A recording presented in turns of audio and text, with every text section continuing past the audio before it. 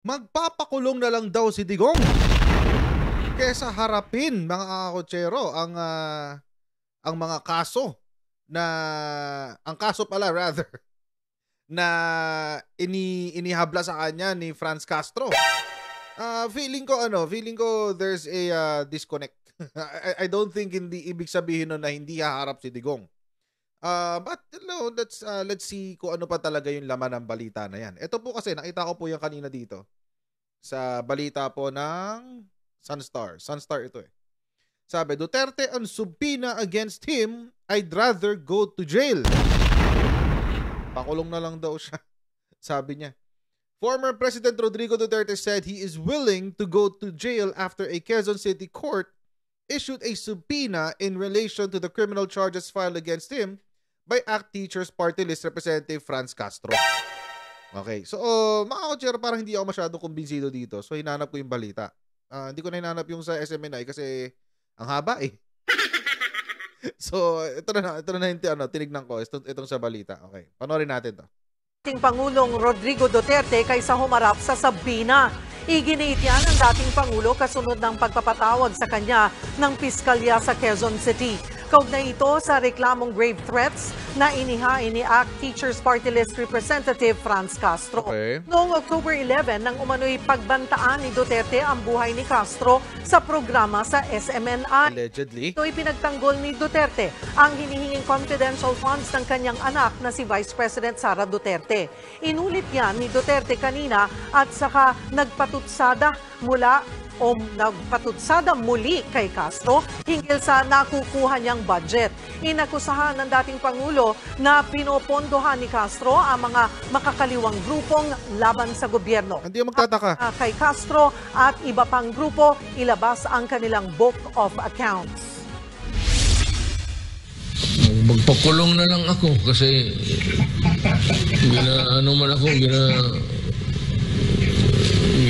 oppress ako ni Franz. Ito, Pastor, assuming lang na i-question ninyo yung confidential fund. Ngayon gusto ko i-question, buksan mo rin ang libro ni Franz, pati yung mga left. Saan nila binigay yung project nila na pera? Saang project yan? At kung kaninong kamay binigay?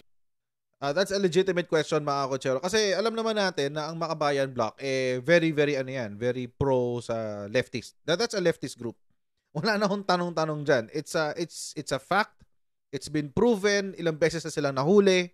And alam din natin na merong pag-kidnap na naganap. So mga kotsero, alam na ho natin na ganyan talaga ang karakas ng Makabayan Block. Kaso nga lang, it's not hindi nabubulgar. It's because of whatever Congress has or kung ano man yung proseso ng COA diyan sa gastos ng Congress, for some reason hindi siya nauungkat. Bago natin ipagpatuloy ang ating kwentuhan dito sa ating channel, wag po natin kalimutan i-shoutout ang ating mga kaibigan sa Sendwave. Kung kayo po ay nasa US, UK, Canada, Italy, France, Spain, Ireland, and Belgium, ay pwede na po ay magpadala na inyong mga remittances sa Pilipinas nang wala pong remittance fees. Gagamit po ang Sendwave. Ang gagawin nyo lang ay download ang Sendwave app. Ayan, pagka-download nyo ng app, gawa po kayo ng account. At ilagay nyo po inyong account details. At pwede na po ay magpadala sa GCash, Cash Pickup, at iba't ibang mga bangko sa Pilipinas. At kapag ginamit nyo po ang aking promo code na Coach Jarrett, ay makakakuha kayo ng karagdagang $20 free credit. Kaya mga kotsero, gamitin na po si Sendwave for all of your remittance needs. Yun. So mga kotsero, for me, itong question ni Digong is a very legitimate one. Although, ako feeling ko na misinterpret lang siya dito sa una niyang sinabi na magpapakulong na lang siya. Ang kutob ko dyan, ang feeling ko dyan, baka baka nagpapaka-sarcastic lang tong si Digong. Kasi alam niyo naman to si Digong very sarcastic to si Diggs. Magpakulong na lang ako kasi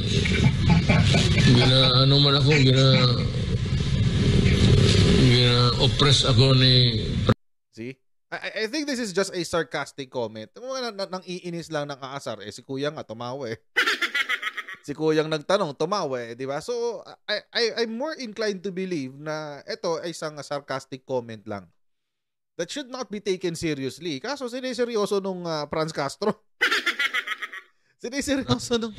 Siniseryoso nung Franz Castro at saka na Makabayan Black. Munta nga eh. Ayan, nakatatawa. Unahin natin tong kay Raul Manuel. Ito yung sabi niya. Parang parang mga parang mga eng-eng tong mga to eh. Pa-victim ang peg. Sabi. Kabataan Party List slams Duterte's theatrics. Ay. Diyan kayo magaling. Di ba meron ka pang patula-tula noon nung budget hearing ng DepEd? May patula-tula ka pa dun sa confidential funds. Di ba matatawag na theatrics yon? Ay nako. Ito sabi. Kabataan Party List Representative Raul Manuel criticized former President Rodrigo Duterte's theatrical response to the grave threat, quote-unquote, charges filed against him by Franz Castro. Ito yung sinabi ni Raul Manuel. Sinabi ni former President Rodrigo Duterte na inoppressed daw siya ng ating colleague na si Kong Franz Castro. Tingin natin, grabe naman kung makapagsabi ng oppressed. Parang pa-victim ang style ng dating Pangulo. Alam nyo, mga kotsero, ulitin ko lang. Nagtatawanan nga sila dito. Ayan, o. Ayan, ulitin ko lang, ha. O, ayan. Magpakulong na lang ako kasi tawa si Kuya, eh. Oppress ako ni Franz. It's obviously a sarcastic comment. Syempre, para meron din silang para meron silang pang quote-unquote sagot. Kunyari may sagot, ang gagawin nila, seseryosohin nila yung mga comments. Maraming ganyan eh. It's a classic deflection style ng mga taong pikon. Yung mga joke seseryosohin, yan, ganun yan. Insulto naman yun. Mga totoong oppressed at mga naging biktima halimbawa nung termino niya. Ang mga naging biktima ng mga pagpatay dahil sa kanyang kill na pronouncement. Tapusin nyo muna yung sa ICC bago kayo magaganyan. Kasi napapahiya na kayo ng sobra-sobra. Ang isa rin na nakita natin na hindi maganda sa halip na salubungin ang patawag ng korte, nagbato pa siya ng dagdag na banta na hindi raw natutuwa ang militar and intelligence forces sa pagkaso ni Kong Franz sa kanya. Alam niyo mga kotsero, that's his opinion. I mean, baka merong, of course, being the former president, of course, may mga kilala yan sa intelligence community, sa military community, and, baka may mga nagko-communicate sa kanya na mga bagay-bagay. And we don't know if it is a fact or if it is indeed a fact or one of his, hyperbolic statements. Diba? Hindi natin alam eh. Alam na ang isa lang ang sure natin, mga kotsero. And this is existing. Tuloy nangyayari na ito panahon pa lang ni Digong. O nung presidente pa lang si Digong. Kapag siya nagsasalita, you cannot take his word on face value. Hindi pwede. Hindi mo pwedeng you cannot take his word at face value. Merong mga may mga subliminal messages, may mga hidden meanings, minsan sarcasm and spite, and sanay na tayo sa ganun ni Digong.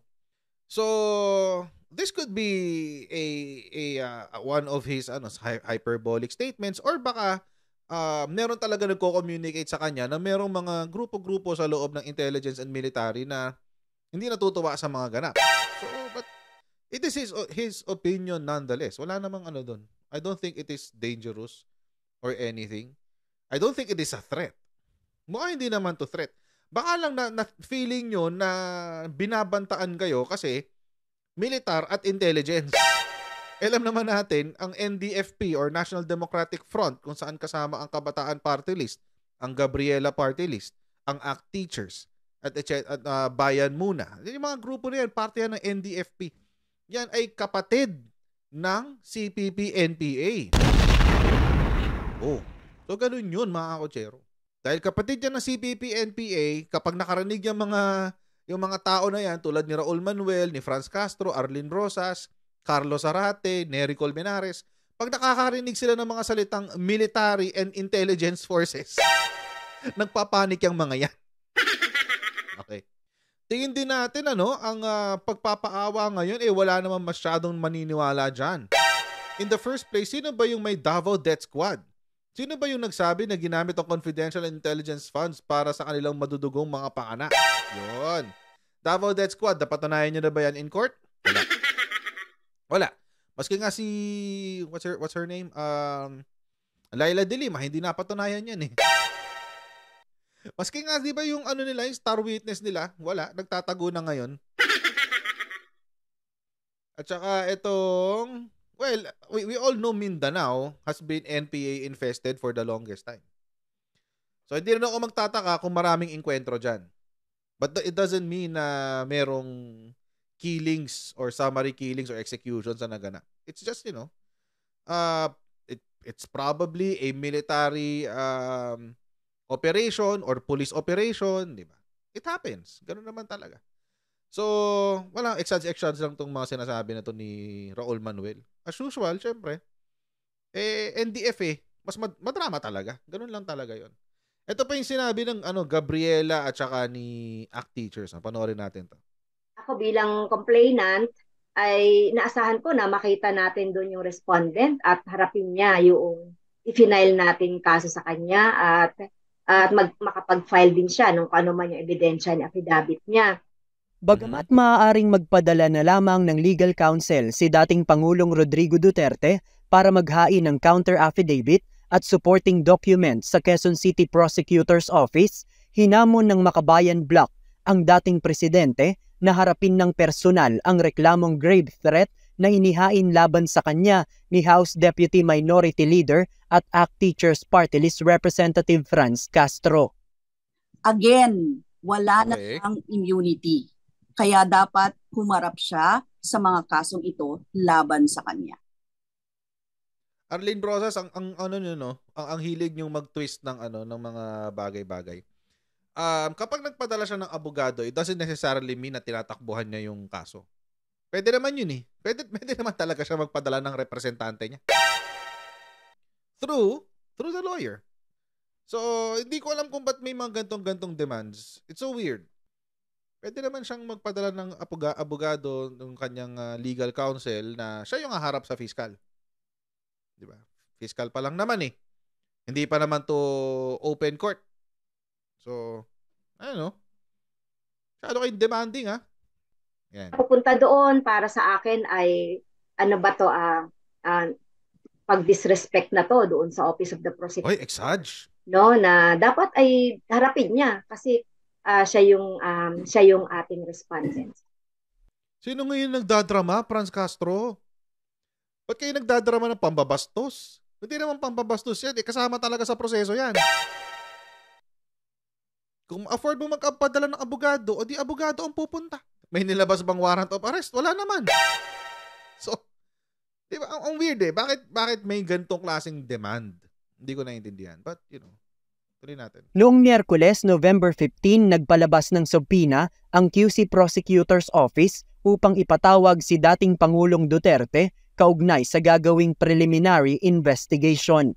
Naghain ng reklamong kriminal na grave threats sa ilalim ng Article 282 ng Revised Penal Code na may kaugnayan sa Section 6 ng Cybercrime Prevention Act of 2012 si Congresswoman Castro. Okay. Kaugnay ito ng mga pagbabantang ginawa umano ng dating presidente laban sa buhay ng mambabata sa isang panayam. Sa isang programa, sinabi naman ni dating Pangulo na magpapakulong na lang umano siya dahil binigipit o inuusig siya ni Congressman Castro. Ito ang kanyang naging sagot kaugnay sa tanong kung susundin ba niya ang subpoena kaugnay sa reklamong inihain laban sa kanya. Tugon naman ng Makabayan Bloc, hintayin niya yung proseso ng batas kung siya ay mapapakulong o hindi. So wag niyang pangunahan ang justice system. Ang sinasabi niya na agad, he would rather go to jail eh. But actually, wala namang pipigil sa kanya. Pero mas gugustuhin natin na humarap siya. No? Kasi napakalinaw ng threats at harassment na binitawan niya laban kay Representative Franz Castro. Kaya dapat maging accountable siya at harapin niya ang kaso laban sa kanya. Ang pagharap, mga kotsero, ito ulitin ko lang and this, lalo na kapag may mga gatong kaso, Pwede namang humarap yung abogado lang. Ulit-ulitin ko lang talaga yan, mga kotsero. Lalo na wala namang warrant of arrest. Wala pa naman to sa korte. This is only the preliminary investigation, mga kotsero. Preliminary investigation pa lang to. So, his counsel can actually represent him. Kasi wala pa na-file na charges. Although may complaint, meron ka nang na-file na complaint.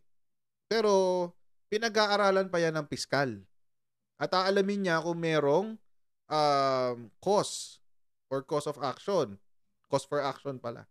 So kapag merong ganun, pag nakitaan niya to ng probable cause or cause for action, saka lang yan pupunta sa korte.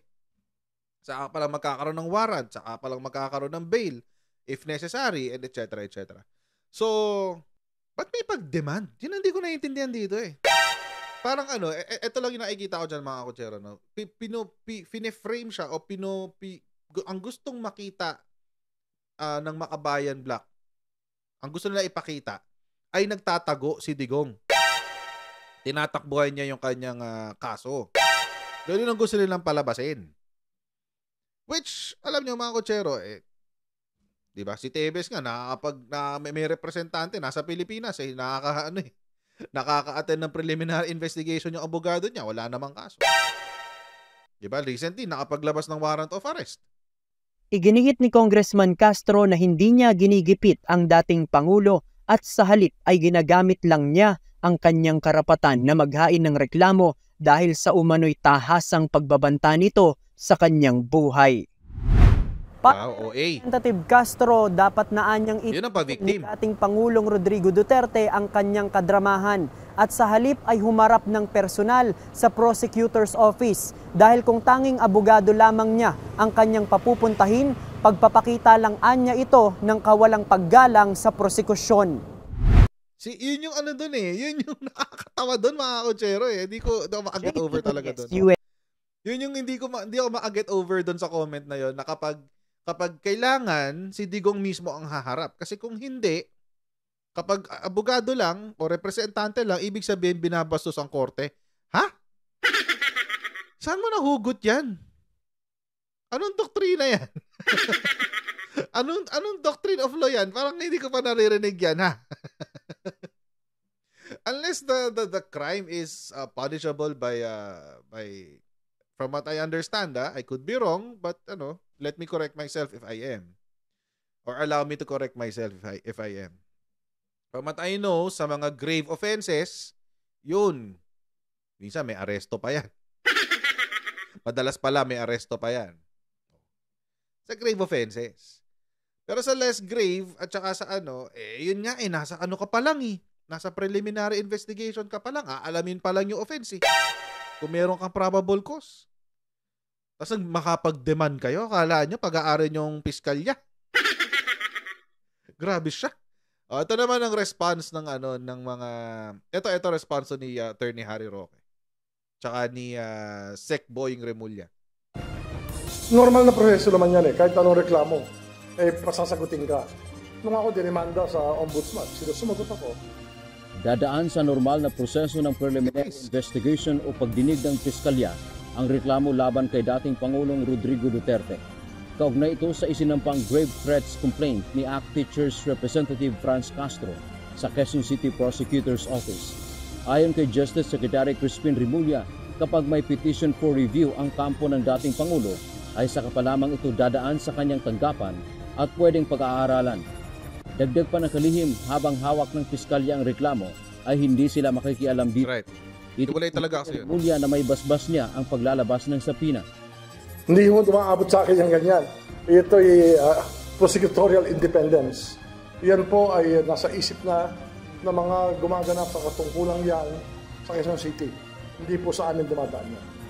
Inilabas kahapon ng Quezon City Prosecutor's Office ang sapina para sa dating Pangulo at pinahaharap ito sa piskalya sa December 4 at 11 ng alas 2:30 ng hapon. Pinagsusumite ito ng kanyang counter affidavits o kontrasalaysay kaugnay ng reklamo ni Castro. Sa isa namang pahayag, sinabi ng legal counsel ni Duterte na si Attorney Harry Roque, haharapin nila ang reklamong ito ng mambabatas. Gayunman, iginiit ng dating presidential spokesperson na hindi na kinakailangan pang personal na humarap ng dating Pangulo para sagutin ang sapina. Yeah. Santiamento, UNTV, News and Rescue. Diyos ang aming sandigan, serbisyo publiko. Yeah, lalo na kung merong cause, kung meron naman dahilan, di ba? Para hindi siya maka-attend. Let's say, di ba? Old age, totoo naman, advanced in age na siya, mahirap naman sigurong bumiyahe ng mahirap naman sigurong bumiyahe ng simula Davao hanggang Manila ng madalas, di ba? Unless willing kayong ilipat yung korte. Syempre kung saan nangyari yung offense, malamang sa malamang, or kung sino yung nag-file ng complaint, siya yung doon sa korte within that jurisdiction. No? Nandun yung jurisdiction ng korte. So, but again, mga kutsero, no, nung sinasabi nilang pa-victim daw si Digong, may drama-rama sa hapon daw, etc. Mukhang pagpapatuloy lang to ng usual na drama ng mga totoong may drama-rama sa hapon. Yung mga makabayan black, 'di ba? Sila. Mahilig sila sa ganyan eh. Mahilig sila sa ganyan, kaya nga ang hirap pagkatiwalaan ng salita nitong mga taong to. Kasi mahilig talaga sila sa drama. And ngayon, mga kutsero, ito lang yung observation ko dyan. No? I'm not sure why, although nasabi naman na ni Digong before na may karapatan naman daw siyang protektahan yung anak niya, no, si VP Sara. And it can mean two things. No? First is, siya na muna yung magiging lightning rod. O ibig sabihin, siya na muna yung sasalo ng mga batikos na ibinabato kay VP Sara. So that's one way of interpreting it. No? So that's one way of doing it. Another is to be vocal about it. Kasi kanina, minention na naman yung confidential funds. So I guess, itong kanyang pagsasalita, yung patuloy na pagsasalita ng batikos laban sa Kongreso is, in his mind, his way of protecting si VP Sara. Kaso ako mga kutsero, personally, I think it has the opposite effect. Nagmumukhang personally lang to this is just my opinion, nagmumukhang hindi kaya ni VP Sara ipagtanggol yung sarili niya. So or if the effect is maging lightning rod siya, sabihin tagasalo ng batikos laban kay VP Sara or for VP Sara, siya yung sasalo ng batikos na kumbaga, pan-distraction ba? Siya yung distraction sa mga taong gustong bumatikos kay VP Sara. I just hope na hindi madamay si VP Sara dun sa, kung yun ang plano Hindi ko naman alam I don't know them. I don't know the people they're talking to. I don't know kung ano yung pinag-uusapan nila behind closed doors. This is just an observation. Titingnan natin anong nangganap, ano na nangyayari. And sa palagay ko lang naman, it is possible na itong dalawang senaryo na to ang ganap. So, pwede pinagtatanggol niya si VP Sara by being the lightning rod ng mga batikos. So, siya yung magsasalita para sa kanya pumunta yung batikos, hindi sa anak niya. Or, yung mas direct approach, no? Yung tulad na sinabi niya kanina, na yung sa confidential funds nga, binabatikos daw yung si VP Sara sa confidential funds, pero yung pondo ng leftist groups ay hindi malaman kung saan ginagastos. So that's one way of defending yung pagtatanggol niya sa kanyang anak. And as a father siguro, I can relate to that as a father. Diba? Kapag yung anak ko ginaganyan-ganyan din, all bets are off. Kay Berna, wala na akong pake. Masaktan, di ba? Makasakit na ako o masaktan na ako, wala akong pake. Kung anak ko yan, pagtatanggol ko yan. So, I can relate to that as a father. But, sana in this act of defense or yung sa ganitong pagtatanggol niya kay VP Sara, sana, both of them remain unscathed. Kasi, ulitin ko lang, for the past few months, for the past few days, ang laki ng impact Ang laki ng impact nitong batikos na to sa imahe ni VP Sara. And any additional